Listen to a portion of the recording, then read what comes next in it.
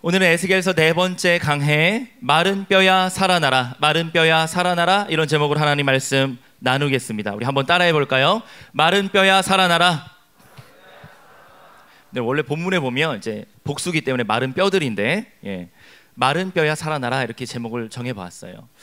여러분, 고고학 박물관에 가면 국립중앙박물관이라던가 또 우리 국립박물관들 중에 이제 고대의 유물들 또 유품들, 그런 사이트들을 기념하고 있는 그런 고고학 박물관에 가보면 그 지금으로부터 수천 년 전에 뼈다귀들을 볼 수 있어요. 그런 거 본 적 있죠?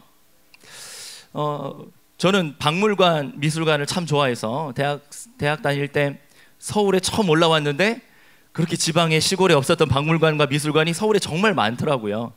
그래서 나중에 이제 여자친구랑 연애를 하게 될 때 주로 연애 장소, 데이트 장소가 박물관, 미술관이었어요. 그래서 미술관 가고 카페 가고 밥 먹고, 박물관 가서 우리 둘 다 인문학도였기 때문에 박물관 가서 이렇게 또 관람을 하고 또 보고 온 거에 대해서 이야기도 나누고 카페에 앉아서 같이 큐티하고 그랬는데요. 박물관 가서 잊혀지지 않는 몇 가지 유물들이 있는데 한 10여 년 전에 이집트 카이로에 있는 국립박물관에 간 적이 있어요. 이집트 국립박물관이었는데 그곳에 우리가 상상할 수 있는 미라들이 이렇게 쫙 전시가 되어 있어요. 대부분 가장 멋진 미라는 대형 박물관이라 부르는 런던에 가야 볼 수 있지만 그 이집트 현장이기 때문에 카이로 국립박물관에 미라들이 쫙 있고 또 미처 미라로 만들지 못하고 발견된 그런 뼈다귀들이 이렇게 사람의 뼈들이 이렇게 쭉 전시되어 있는 거 봤는데, 만약에 그 뼈들이 그 유리관 안에 전시되어 있는 그 미라가 관을 열고 일어나서 살아난다면 뭐 영화 속에서 그런 장면들이 하도 많이 나오니까 별로 놀라지 않을 수도 있을지 몰라요. 우리들은 늘 스크린에서 보던 영상이니까. 그런데 정말 내 앞에서 마른 뼈다귀들이 뼈가 붙고 다시 살갗이 드러나고 생기가 들어가서 사람처럼 살아있는 생명체처럼 일어나게 된다면 그건 정말 쉬운 일이 아닐 겁니다. 아니, 그런 일은 불가능한 일들이죠. 박물관에서 지금으로부터 수천 년 전에 이 지역에 살았던 고대 원시인들의 뼈들을 전시하는 장면들을 볼 때, 특히 우리나라는 선사 유적지들이 많이 있어서 선사 유적지 박물관들이 서울에도 인천에도 경기도에도 지방마다 많이 있어서 그냥 심심치 않게 저도 우리 아들 데리고 선사 박물관에 가가지고 그 수천 년 전의 뼈다귀들을 보면서 아무렇지도 않게 지나가는데요, 어느 날인가 거기에 서서 곰곰이 쳐다보고 생각해 봤어요. 수천 년 전 살았던 저 뼈들, 아무 생기도 없고 생명도 없고 이미 죽은 지 오래되어서 마른 뼈, 만지면 바스락 부스러질 것 같은 그런 뼈들. 그런데요, 오늘 그런 마른 뼈들이 살아나는 놀라운 환상을 에스겔 선지자는 보게 되었고, 하나님 말씀을 대언할 때 그 모든 뼈들이 살아나서 극히 큰 군대로 변화되는 모습을 보게 된 거예요. 그리고 우리에게 말씀하고 있습니다. 우린 주로 언제 뼈를 접하나요? 네, 야식으로 치킨을 먹을 때 치킨 살갗만 뜯어내고 발골 기술을 가지고 이제 뼈다귀들만 이렇게 탁탁탁 튕겨내는데요, 그럴 때 주로 뼈를 만나는데요, 사람의 뼈 박물관이나 영상이 아니라 실제로 본 적 있나요? 아마 사람의 뼈를 현장에서 목격하는 것은 끔찍한 일이 될지도 모르겠어요.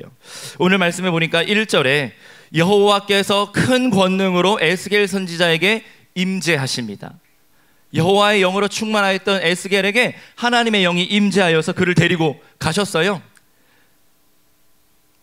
지난주에는 하나님께서 여호와의 영으로 에스겔 선지자의 머리채를 붙잡고 예루살렘 성전으로 이동하셨는데, 오늘 순간 이동 장소는 골짜기였어요. 골짜기는요, 우리가 생각하는 산과 산 사이에 이런 뾰족한 V자 협곡이 아니라요, 성경에서 말하는 골짜기는 산과 산 사이의 간격은 다 골짜기라고 번역하고 있어요. 그러니까 산과 산 사이의 골짜기지만 실제로는 넓은 들판과 같은 공간이었을 거예요. 하나님께서 에스겔 선지자를 붙잡고 순간 이동하시기를 골짜기 가운데 두셨더라. 드넓은 골짜기 그 황량한 들판에 바라보니까 거기에 무수히 많은 뼈들이 있었어요. 그 뼈 사방으로 지나가면서 보니까 여기도 사람의 뼈, 해골, 형체를 알아볼 수 없는 뼈다귀들이 발에 나뒹굴고 있는 것을 보게 되었는데요. 하나님, 이 골짜기, 이 들판에 무수히 많은 뼈들이 있는데 심이 많은 그 뼈들 상태를 보니까 아주 마른 상태예요. 밟으면 부서질 것 같은 완전 말라버린 마른 뼈들. 그때 하나님 에스겔에게 인자야 부르시면서 명령하십니다. 인자야, 질문하기를 이 뼈들이 능히 다시 살 수 있을까? 하나님 질문하셨어요. 여러분 어떻게 생각합니까? 치킨을 먹고 치킨 뼈다귀들이 딱 모여 있는데, 정이야, 이 뼈들이 능히 닭이 될 수 있을까? 물어본다면 뭐라고 대답하겠어요? 불가능하죠. 치킨 뼈들이 어떻게 다시 살아있는 닭이 되겠어요? 에스겔 선지자 고민했겠죠. 뼈가 살아난다는 것 상상할 수 없으니까 그는 대답을 하나님께 맡깁니다. 내가 대답하되 주 여호와여, 주님께서 아십니다. 저는 몰라요. 그러나 주님 아십니다. 대답을 회피한 것 같지만 믿음으로 이렇게 대답했어요.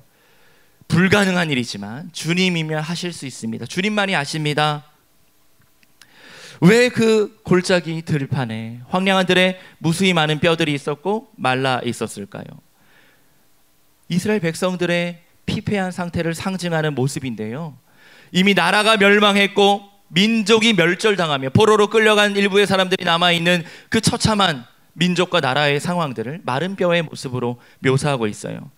뼈가 심이 많다는 것은 그만큼 거기서 많은 사람이 죽었다는 거겠죠. 왜 죽었겠습니까? 전쟁에 패했거나 군대에게 학살을 당했거나 미처 다 장사 지내지 못하고 그냥 황량한 들에 시신을 유기했기 때문에 비참한 죽음, 독수리가, 하늘의 새들이, 들짐승들과 야생동물들이 와서 살갗과 가죽을 다 뜯어먹고 마른 뼈만 매장되지 않고 노출된 채로 그렇게 시간이 오래되어서 뼈가 말랐다는 거예요. 뼈가 심이 말라있다는 것은 그만큼 오랜 시간이 지나도록 방치되어 있다는 걸 상징하겠죠. 이스라엘 백성들은 소망이 없었습니다. 남유다가 멸망했고 북이스라엘이 멸망했고 그들은 다 아수르와 바벨론의 포로로 끌려갔어요. 그렇게 수십 년의 세월들이 흘렀습니다. 비참하고 끔찍한 죽음을 당한 시체들은 유기된 채로 뼈가 마를 정도로 오랜 시간 흘렀어요. 비참한 죽음이었습니다. 그들에게는 생명력이 없었고 희망도 없었고 다시 조국이 통일될 거라는 소망, 다시 해방되어서 독립하여서 자유국가가 될 거라는 소망, 가능성 자체가 없는 상태였어요. 그것을 피폐한 민족의 상태, 절망적인 나라의 상태, 하나님을 떠난 백성들이 과연 어떻게 되는가를 보여주는 철저한 심판의 피폐한 백성들의 모습을 이 마른 뼈의 환상을 통해 적나라하게 보여주고 있는 것이죠. 현재 처해 있는 이스라엘 백성들의 삶이 이와 같았어요. 그발 강가에서 포로로 살아가던 에스겔 선지자뿐만 아니라 포로로 끌려온 그들의 인생. 그런데요, 하나님께서 인자야, 아들아, 이 뼈들이 능히 살 수 있겠느냐? 주 여호와여, 주님께서 아십니다. 4절 말씀해 보니까 드디어 하나님께서 말씀하기 시작합니다. 이 마른 뼈들을 향하여 에스겔이라고 하는 한 사람의 신실한 하나님의 사람 선지자를 통해 하나님의 말씀을 대신 선포하게 했어요. 대언하게 하셨어요. 그리하여 이렇게 외칩니다. 너희 마른 뼈들아, 여호와의 말씀을 들을지어다. 제가 늘 여러분들에게 강조하는 거, 생명이 어디 있습니까? 하나님의 말씀이 생명이기 때문에 그 마른 뼈들이 생명의 말씀인 하나님의 말씀을 들을 때 그 뼈들이 살아날 수 있는 가능성이 열리게 되는 것이죠. 5절입니다. 내가 생기를 너희에게 들어가게 하리니 너희가 살아나리라. 생명력이라고는 찾을 수 없고, 그림으로 묘사하자면 검은색과 회색, 무채색으로 표현할 것 같은 그 황량한 들판, 아무 생명력과 생기와 활력이 없는 그 장면에서 여호와께서 생기를 불어넣으시면 그 뼈들이 살아나리라 말씀하고 계신 겁니다.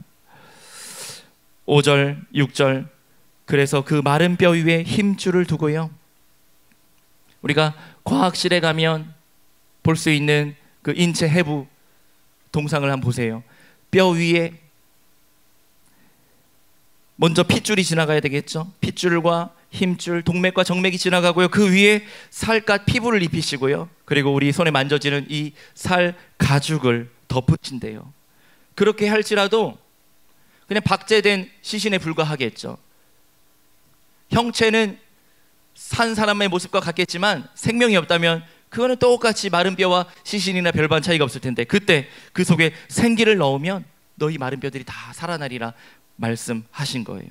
이를 통해서 죽은 것 같았던 마른 뼈와 시신이 살아나는 이 놀라운 생명의 역사를 통해서 너희들이 나 여호와가 하나님인 줄 알게 될 것이다 말씀하고 있는 것입니다. 사랑하는 고등부 친구들, 우리 7절과 8절 말씀 한번 읽어보겠습니다. 한번 머릿속으로 그림을 상상해 보세요. 7절과 8절입니다. 함께 있습니다. 시작.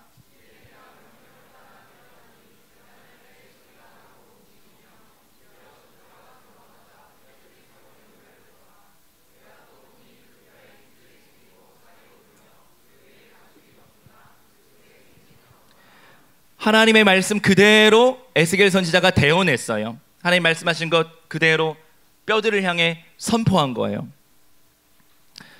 소리가 나고 움직이며 이 뼈 저 뼈가 들어맞는다. 여러분 트랜스포머 같은 영화 보면 막 그 기계들, 자동차 부서진 것들이 막 날라와서 뚜둑뚜둑 붙으면서 로봇으로 변하거나 자동차로 변하잖아요. 그런 장면들, 사람의 형체가 아니라 지금은 다 해골바가지가 굴러다니고 이게 정강이 뼈인지 발목 뼈인지 이게 무슨 뼈인지 모르는 뼈들이 딱 들어붙어가지고 이 뼈 저 뼈가 달라붙어가지고 스켈레톤이 되는 거죠.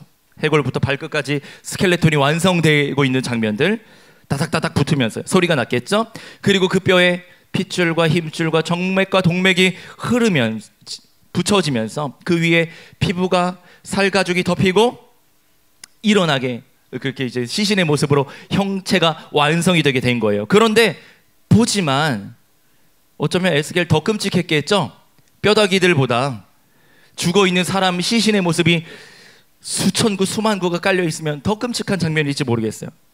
바라봤더니 사람의 모양 그대로인데 아직 생기는 없더라.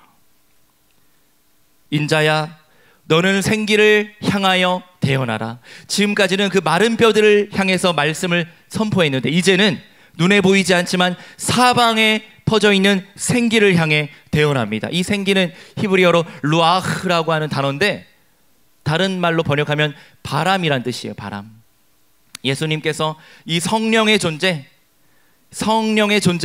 알지 못하고 보지 못하는데 바람이 불면 나무가 흔들리는 것처럼 눈에 보이지 않지만 성령이 존재한다, 이렇게 말씀하셨어요. 그래서 이 히브리 사람들은, 유대인들은 바람이 불고 눈에 보이지 않는 주의 영이, 여호와의 영이 우리 안에 찾아오는 이것을 마치 눈에 보이지 않는 바람의 동작처럼 묘사하여서 루아흐 하면 바람, 영, 이 두 가지 중의적인 의미로 쓰고 있어요.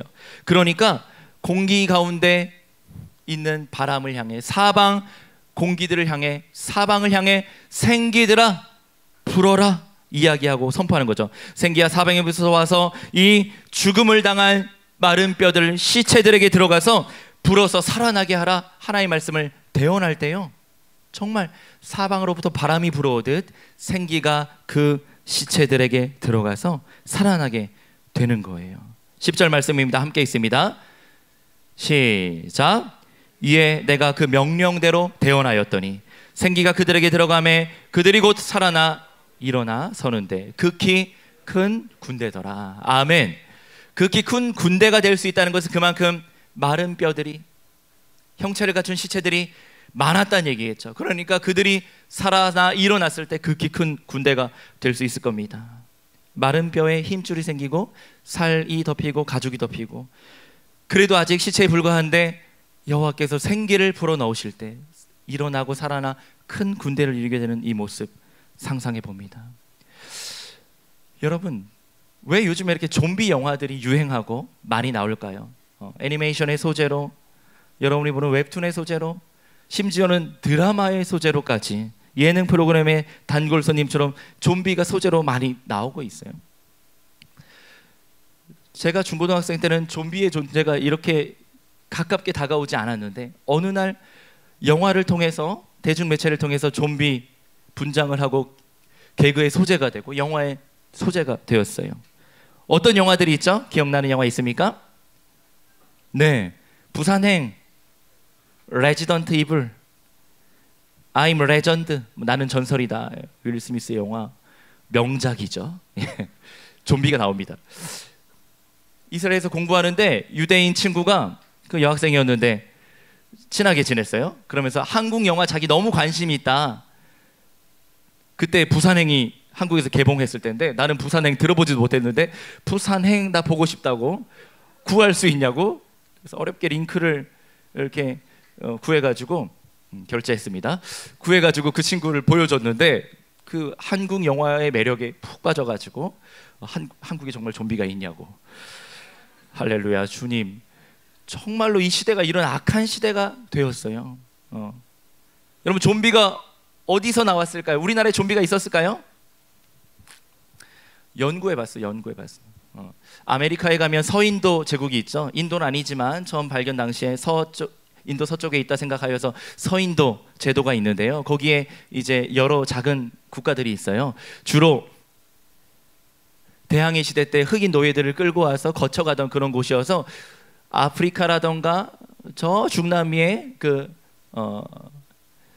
흑인들이라던가 그 원주민들이 갖고 있었던 그 애니미즘, 정령 숭배, 그리고 그 우리로 치면 미신이죠, 미신. 그 무속 신앙과 같은 것들이 이렇게 결합되고 짬뽕되면서 이 부두교라고 하는 종교가 생겨나게 됐는데요. 이 부두교에서 마술사, 술사가 마법을 부려가지고 죽어있는 시신을 다시 소생시킨다고 믿었어요. 그러면 그들은 낮에는 무덤에 누워있다가 밤에 깨어나서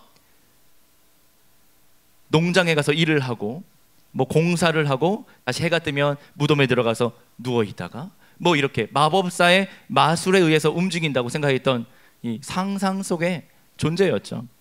이 부두교로부터 좀비의 존재가 등장하고 아메리카의 문화적으로 또 무속신앙처럼 퍼져나가면서 영화의 소재가 되고, 지금은 어디로부터 연유되었는지 알지도 못하면서 전 세계 사람들이 좀비 영화를 재밌게 보고 심지어 한국에서조차 다음 달에 또 좀비 영화가 하나, 한국 영화 개봉하던데 참 끔찍한 일들이라고 생각합니다. 마른 뼈가 만약에 일어나가지고 움직인다면 좀비와 같은 존재 아니겠습니까? 저는요, 좀비 영화를 보면서 사람을 서로 핥히고 뜯고 피를 흘리고 싸우고, 그래서 또 감염이 돼서 또 다른 좀비가 생기고 마치 생명이 없는 인생들을 보는 것 같은 느낌이 들어요.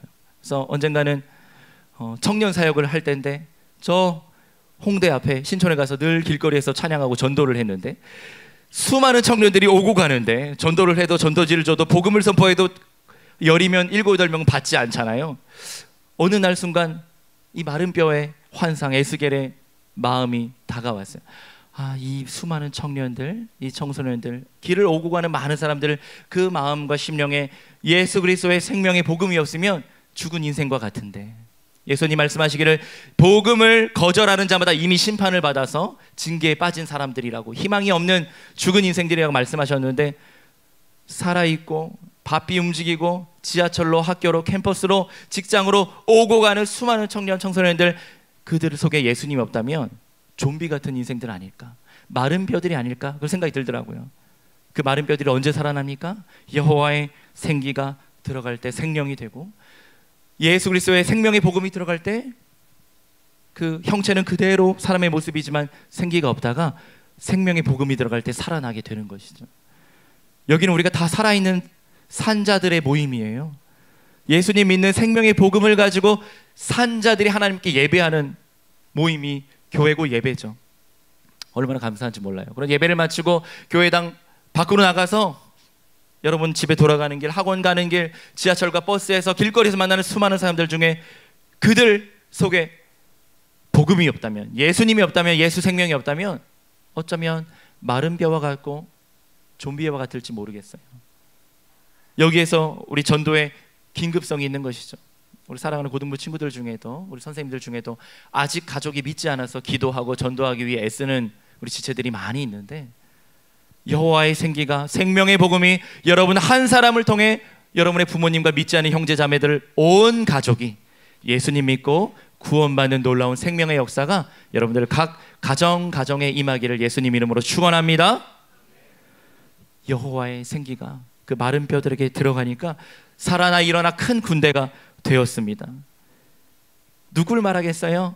이스라엘 백성들 이야기하는 거예요. 포로 생활 70년, 아무 희망도 소망도, 독립될 것, 통일될 것, 고국의 땅으로 돌아가서 다시 예루살렘 성전을 재건하고 그곳에서 하나님을 제사하고 예배할 그런 소망이 끊어진 절대 절망의 상태, 마른 뼈와 같은 상태. 그러나 하나님께서 일하시고 역사하시면 살아나고 회복된다는 걸 이스라엘 백성들에게 보여주기 위해서 에스겔 선지자에게 환상으로 말씀하고 있는 것이죠. 우리 10절 말씀 다시 한번 읽어보겠습니다. 10절입니다. 시작.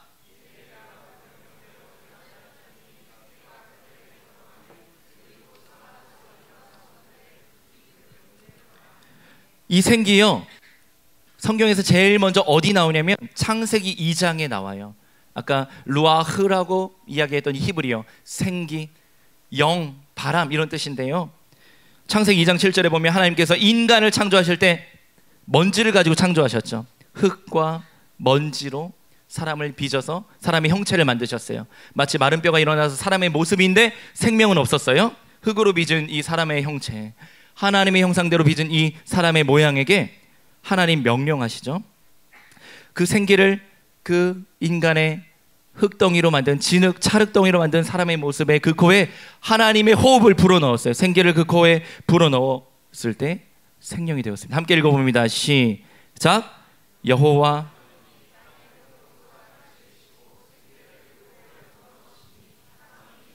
우리 영어로 한번 읽어보겠습니다. 영어로요. 영어로 읽어봅니다. 시작.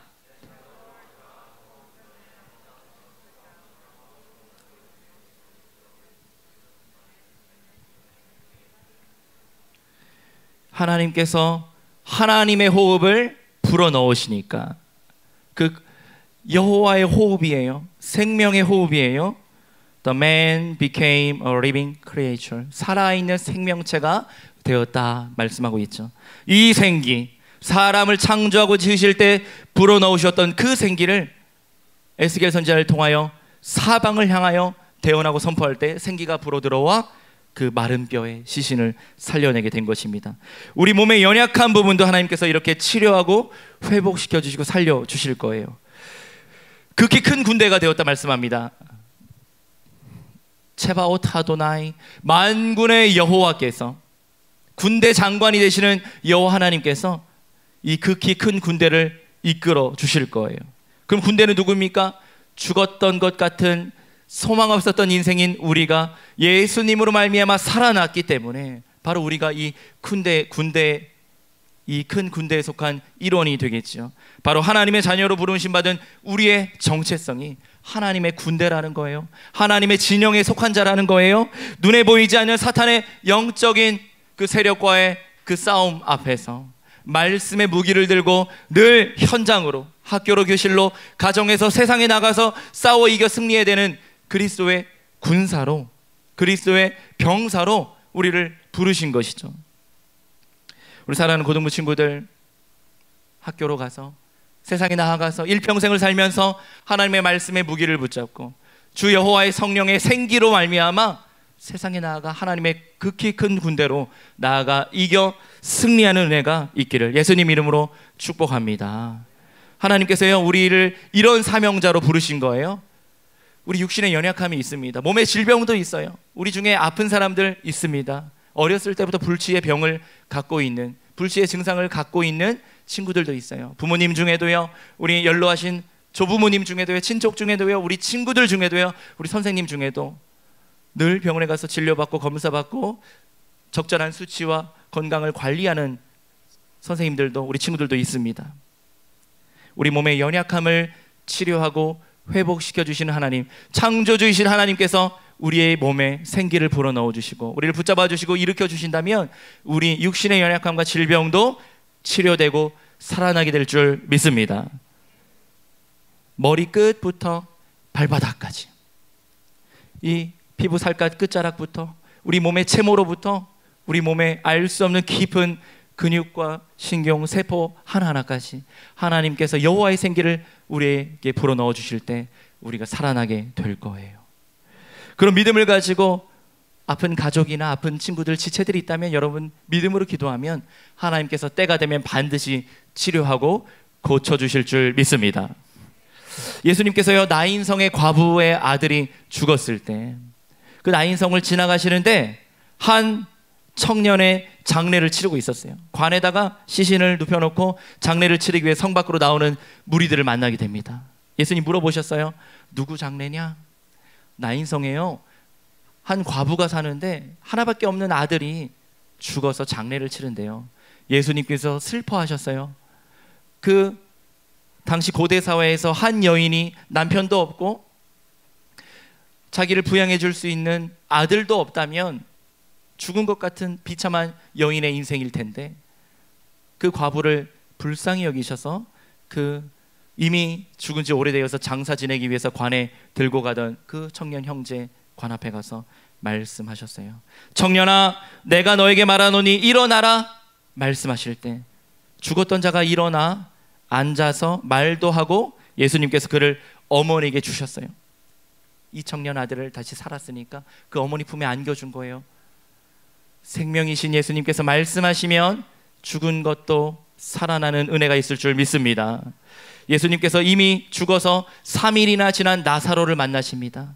마르다와 마리아 그들의 누이가 오빠가 죽었다고 장사를 이미 시작해서 그 시신을, 죽은 오빠 나사로의 시신을 하얀 천으로 동동 미라처럼 싸매가지고 당시에 무덤 굴 안에, 굴로 만든 무덤 안에다 이미 안치해 놓고 장사를 지내고 있는데 이미 죽은 지 3일이 지났는데 예수님께서 당도하셨어요. 그러면서 묻습니다. 마르다에게 마리아에게 묻습니다. 다시 살아날 줄 믿느냐 하니까 대답했어요. 네, 살아날 줄 믿는다고. 나는 부활이요 생명이니 나를 믿는 자는 죽어도 살겠고 살아서 믿는 자는 영원히 죽지 아니하리라. 너희가 믿느냐? 그들이 믿는다고 믿음으로 대답했습니다. 이에 무덤으로 가셔서 큰 바위 문을 여시고 그 무덤굴 안에 계단으로 되어 있어서 땅굴 깊은 곳에 시신을 안장해 놨어요. 무덤 돌을 열었을 때 빛이 나사로의 시신을 향해 비쳐 들어갔을지 모르겠어요. 그때 예수님 말씀하십니다. 큰 소리로 나사로야 나사로야 나오너라. 그렇게 부르시니까 이미 미라처럼 세마포천으로 얼굴과 몸을 꽁꽁 싸매어서 일어난다 할지라도 걸을 수 없는 꽁꽁 싸매인 상태였는데 살아납니다. 죽은 자가 수족을 배로 동인 채로 나오는 거죠. 마치 미라의 모습처럼 하얀 삼배로 다 감싸고 있는데 무덤 밖으로 나와서 몸은 배에, 얼굴은 수건에 쌓여 있는 것을 예수님께서 풀어놓으라 해서 다 풀어놓으니까 걸어다니고 사람을 만나고 이야기하고 다시 살아나게 되었다고 요한복음 정확하게 기록하고 있어요. 오늘 에스겔 선지자를 통해서 마른 뼈들이 살아났던 날 때 하나님의 말씀이 되어온다고, 생명의 말씀이 선포될 때, 생기가 들어갈 때 여호와의 영으로 생명이 되어 살아났듯이 이미 죽어버린 나인성 과부의 아들도 살려주시고, 죽은 나사로 3일이 지났지만 시체에서 썩는 냄새가 나기 시작했지만 예수님 말씀하실 때 살아나게 된 것이죠. 하나님께서 오늘 우리 주님께서 우리를 찾아오셔서 우리 인생 중에 연약한 부분들, 메마른 부분들, 이미 죽어버린 것 같고 실패한 것 같고 절망적인 내 삶의 상태에 하나님 바라보시면서 지금 살아서 예배를 드리는 것 같지만 내 마음의 상함과 메마른 영역들 가운데 겉보기에는 아무도 누가 그런지 모를 수 있지만 나 자신은 너무 잘 알잖아요. 그럴 때 하나님께서 오늘 말씀을 통해 예수님께서 여러분들 심령 가운데 직접 찾아오셔서 성령이 임재함으로 말미암아 여러분들의 메마른 영역, 절망적인 삶의 부분들 고민하고 기도하지만 해결책이 없고 소망이 없는 것 같은 그런 상태에 하나님으로 말미암아, 말씀으로 말미암아, 주께서 주시는 생명으로 말미암아 살아나고 회복되고 치료되고 주로 말미암아 승리하는 큰 군대로 사는 은혜가 우리 사랑하는 고등부 친구들 각인의 인생 가운데 임하게 되기를 예수님 이름으로 축원합니다. 우리 마지막으로 12절 말씀 한번 읽어볼 텐데요, 결론이라 할 수 있어요. 함께 읽습니다. 시작. 그러므로 너는 태어나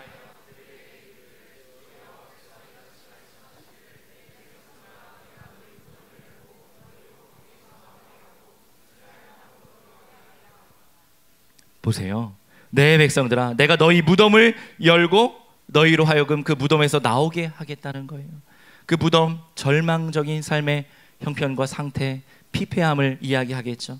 거기서 나올 뿐 아니라 고국 땅으로, 이스라엘 땅으로 다시 돌아가게 하겠다는 거예요. 저 약속의 땅, 젖과 꿀이 흐르는 가나안의 땅, 이스라엘 땅, 예루살렘 성전이 있었던 그 땅으로 다시 돌아가서 성전을 재건하고 나라를 회복하고 한 목자가 있어 너희를 다스리고 지배하게, 통치하게 될 것이다. 선한 목자 다윗을 왕으로 세워 너희들을 영원토록 통치하겠다. 그분은요, 이 땅의 진정한 구원자로, 이 땅의 평강의 왕으로 오시는 다윗의 씨로 오시는 메시아 예수님을 의미하는 거예요. 고국의 땅을 회복하고 예루살렘 성전을 재건하고 그 땅에 한 목자 선하신 왕을 통해 우리를 다스리겠다 하신 그 말씀. 하나님 나라가 이 땅 가운데 그대로 임하고 성취될 때 하나님 나라의 왕으로 이곳에 오신 예수님을 통하여 우리를 다스리고 우리를 보살피시면서 우리를 인도하시겠다는 하나님의 약속인 것이죠. 포로 생활 70년을 마감하고 실제 유다 백성들은 에스겔 선지자의 사후에 다시 고국 땅으로 돌아오게 됩니다.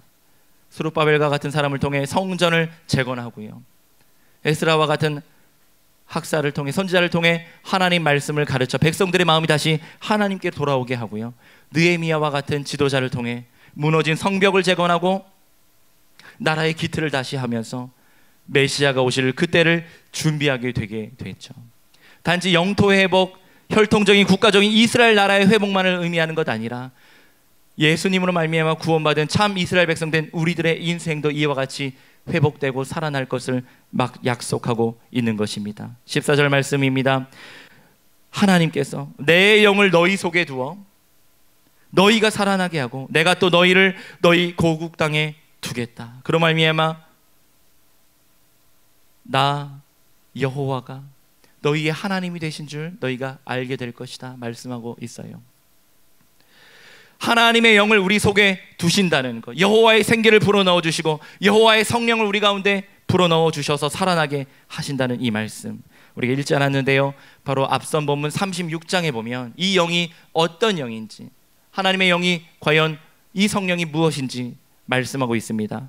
우리 함께 읽어봅니다. 36장 26절부터 28절까지 오늘 말씀의 결론인데요, 여호와께서 우리에게 주시고자 하시는 생기와 영이 무엇인지 한번 읽어봅니다. 26장 26절부터 28절까지 읽습니다. 시작. 또 새 영을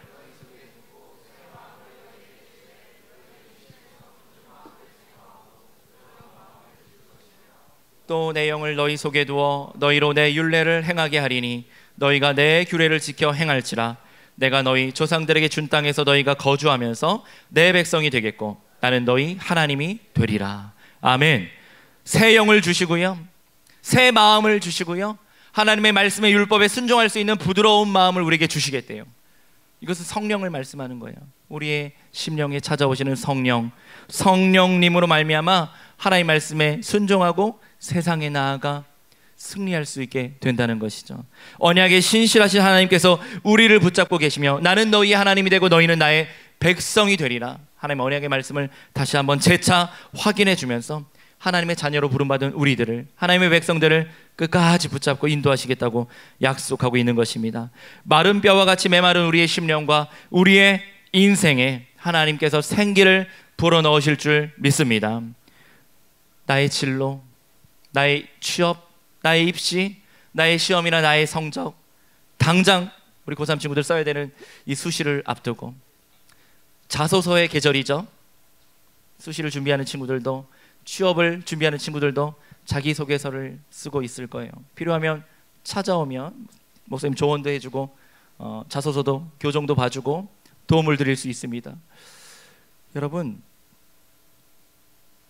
여러분의 진로도 메마른 것 같고 소망이 없는 것 같고 앞길이 안 보이는 것 같을 때도 하나님이 함께 하시면 열어주실 거예요. 우리 가족, 우리 부모님, 나의 형제 자매, 또 내 주변에 마음이 아프고 몸이 아프고 연약한 지체들, 우리나라, 우리 정치, 우리나라의 경제, 남북관계, 한일관계, 한미관계, 주변 열강들과의 외교적인 문제들, 통상과 교류의 어려움들, 우리 교회, 우리 고등부, 한국교회, 열방을 향한 선교, 막힌 것 같고 답답한 것 같고 문이 없는 것 같은 절망적인 순간이 혹 우리 상황 중에 있을지라도, 그럴 때 하나님께서 여시면 닫을 자가 없고 하나님께서 살려주시면 그렇게 살아나 하나님의 놀라운 생명의 역사를 이루게 될 줄 믿습니다.